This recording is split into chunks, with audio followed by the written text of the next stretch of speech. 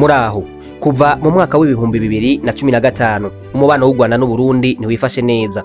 Imipaka yarafunzwe, imigenderanire y'ibihugu bibiri irahungabana, abahora n'abavukanyi bahinduka abansi. Hari ku munsi wa gatandatu mu kiganiro yahaye abamenyesha makuru, umunyamabanga mukuru w'umugambwe CNDD-FDD, Reveriyano Ndikuriyo. Muri ico kiganiro yatanze ari imbere y'abamenyesha makuru, yashimangiye ko imipaka izokomeza kugagwa mu gihe u Rwanda rutazoba ruri kubita gashi ngo gwemere gutanga abagerageje gutembagaza ubutegetsi mu mwaka wa 2015. Ego umuntu akanyishije ntuce umwisemba. Wewe araje afashije bagomba gutembagaza ubutegetsi, birabananiye bose bagiye wiwe, bibereye Kigali baniyombare. None vyanse tukavuga tuti duhe niyombare yinjiriye igereza, ubwo abakiriho oya kwero bazobaduha, batabaduhaye nabo nibabaza ikintu na kimwe mu Burundi.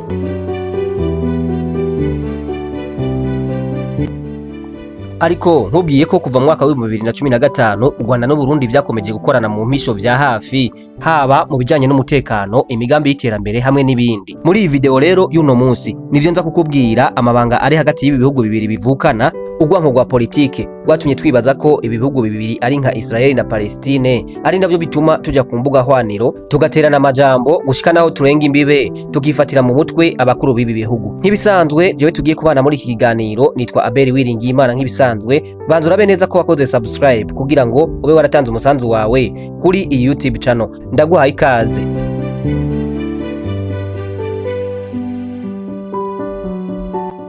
Ico ukwiriye kumenya nuko u Burundi n'u Rwanda basangiye amateka maremare, imbibe n'abanyagihugu bahuriye ku bintu vyinshi, ariko nubwo byifashe gutyo mu maso y'abatari bake ibihugu bibiri vyahindutse abansi. Ariko ikintu ukwiye kumenya nuko inyuma y'iyi sura hari ibiganiro n'ibikorwa bikomeye bibera mu mpisho twebwe abenegihugu bo ku mpande zose tutamenya. Aha ndavuga abenegihugu bo ku ruhande rw'u Burundi hamwe n'abenegihugu bo ku ruhande rw'u Rwanda. Nubwo u Burundi bwamabwumvikanye bwagiriza u Rwanda ko u Rwanda ari rwo rufasha ritabara, hanyuma u Rwanda nago rukamagumvikana ruvuga ko u Burundi ari bwo bufasha FDLR. Hari amakuru y'ibanga yerekana ko ubutasi documentation canke amatohoza y'ibi bihugu bibiri ahanahana amakuru mu ntumbero yo kurwanya imihari ku mpande zose ifatwa nk'imihari y'iterabwoba. Ibi rero byose bikaba bikorwa haba ku ruhande rw'u Rwanda canke ku ruhande rw'u Burundi. Evariste Ndayishimiye, umukuru w'igihugu cy'u Burundi, yigeze gutanga interview kuri France 24 hamwe no kuri BBC avuga yuko afise ibimenyetso sindamusiga yuko u Rwanda rugomba gutera u Burundi. Nubwo mu maso y'abenegihugu ku mpande zose ibihugu biboneka nkaho biri mu mwuka mubi kuba bitumvikana, ariko amakuru dukesha ikinyamakuru Reuters, abategetsi b'u Burundi n'u Rwanda bahuye kenshi, kandi muri iyo misi yose bahuye ngo bemeranije ko umuhari M23 hamwe n'igisirikare cy'u Rwanda kitaziye kwigera cigarurira Uvira. Iyi Uvira rero wumva nubwo ari muri Kongo, no kuvuga ngo iyi Uvira iri mu marembo y'u Burundi, kuko Uvira imaze gufatwa n'umutekano w'u Burundi uzobuhungabanijwe. Niyo mpamvu rero bumvikanye kutagira ico bakoze kuri iki gisagara kiri mu birometero 13 gusa uvuye mu Gatumba, aha akaba ari mu gihugu cy'u Burundi. Mu bikorwa vy'iterambere hari ivyo ibihugu bibiri bihuriyeko. Aha twovuga nka projet y'umuyaga nkuba iyo bise Haute Tension. Iyi projet rero ikazobihuza Kigoma, Butare, Ngozi hamwe na Gitega. Iyi ni projet ikomeye igamije guhuza imirongo y'umuyaga nkuba y'u Rwanda n'u Burundi. Iyi projet rero ikazobifashwe mu mugongo ni banki y'iterambere rya Africa BAD hamwe n'ishirahamwe rya Buraya.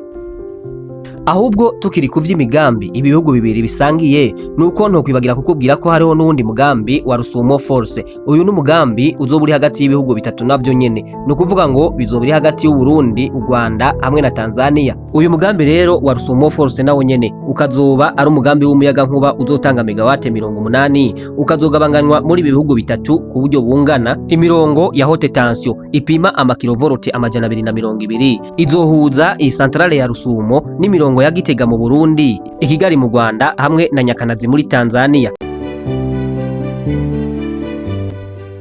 Ariko kandi hampande y'izi projet zibiri hariho n'iyindi projet nayo nyene ikomeye cyane ya Rusizi Trua. Iyi nayo ikaba ari centrale hydroelectrique iri kirubakwa ku Rusizi ku mupaka w'u Burundi, u Rwanda hamwe na Republika Iharanira Demokarasi ya Kongo. Uyu mugambi rero ukaba uzotanga umuyaga nkuba ugera ku megawate 206, ukaba unagamije kongereza urugero rw'umuyaga nkuba muri ibi bihugu bitatu.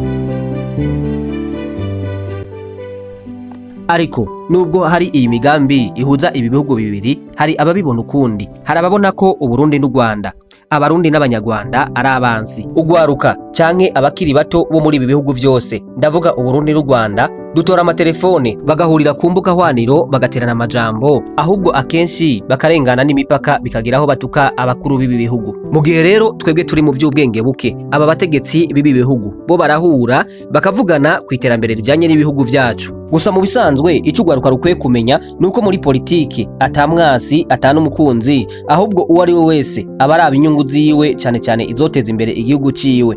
Aha rero ugwaruka rwo ku mpande zose, haba mu Rwanda canke mu Burundi, dukwiye kubimenya ko Abanyarwanda n'Abarundi batigize baba bansi. Ego nivyo hari ibihe vya politike vyagiye bicanishamwo ibi bihugu bibiri, ariko ntawe ubiyobewe kiretse umwana akiri mutoya, umwe wese araza aho vyatanguriye. Nigabugwa ry'igihugu cari kimwe, Rwanda Urundi. Inyuma rero y'igihe bibaye ibihugu bibiri, bamwe babaye Abarundi abandi baba Abanyarwanda. Gusa ico womenya nuko atari gaseseshwa rumuri, nubwo ibi bihugu vyabaye bibiri, ariko Abanyarwanda n'Abarundi bagumye ari umuntu umwe. Imigenzo, imyitwarire, imico n'akaranga vyose vyagumye bisa ku mpande zose. Ibi rero ukwiye kubimenya kandi ukavyumva neza, kubera ko n'indimi ubwazo zigomba gusa. Ariko ibi nakubwiye vyose nubwo nabisobanuye neza, ushobora kuba utavyumvise neza, ariko reka nkubwire aho ubuvandimwe bw'u Rwanda n'u Burundi bushobora kuba buhagaze. Niba u Rwanda rushigikiye M23, ubwo no kuvuga ngo hariho ibihugu bishigikiye u Rwanda kandi navyo bishaka inyungu. Niba u Burundi bushigikiye ingabo za Kongo, hariho inyungu y'u Burundi hamwe n'ibihugu bishigikiye u Burundi. Ibi bihugu rero uko ari bibiri, u Rwanda n'u Burundi, no kuvuga ngo vyose biri muri Kongo bifise uwo bisapotinga kubera ko bizi ico bivanamwo. Wakoze rero kubana nanje muri iyi video. Jewe twari kumwe ni Abel Uwiringiyimana nk'ibisanzwe. Ndagusaba ngo ukore subscribe kuri YouTube channel kugira ngo ntuzoreke kubona izindi video nzoshirako inyuma yiyi. Ubumwe, ibikorwa, amajambere aba ari byo bituranga. Imana iguha umugisha.